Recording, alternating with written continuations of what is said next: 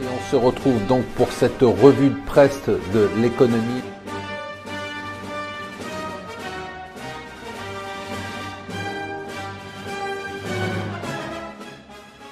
Bonjour et bienvenue sur Mon Financier pour le Morning Zapping. Nous sommes le mardi 17 avril. C'est aujourd'hui que Emmanuel Macron va se rendre au Parlement européen à Strasbourg pour défendre sa vision de l'Europe et notamment essayer de pousser la réforme de l'Europe.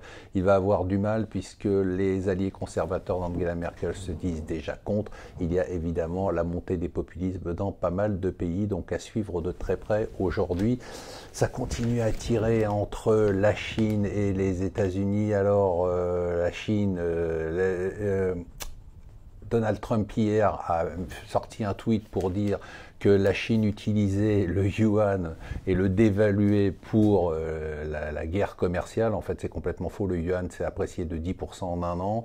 On a appris également que l'arme de la dette américaine, vous savez que les Chinois sont les plus gros détenteurs de dette américaine, n'avait pas été utilisée puisque le stock de dette américaine détenue par les Chinois a encore augmenté cette année. Donc pour l'instant, la Chine ne réagit pas, reste calme et elle attend de voir s'il y aura une escalade dans la guerre commerciale. On a le Figaro Économie qui nous balance les chiffres sur Air France et qui nous explique globalement que le personnel d'Air France est nettement mieux payé que la plupart des homologues européens.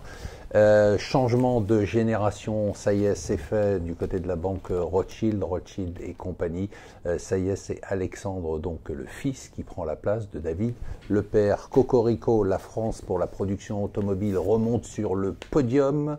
Elle prend juste devant la Grande-Bretagne, derrière l'Allemagne et l'Espagne en nombre de voitures produites.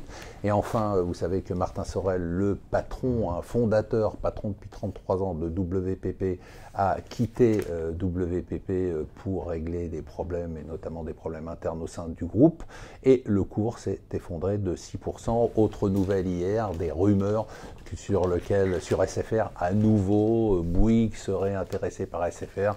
Bouygues dément, SFR n'a pas voulu commenter. En attendant, le cours d'Altis s'est quand même envolé. Voilà, je vous souhaite une excellente journée d'été avec ce très beau temps.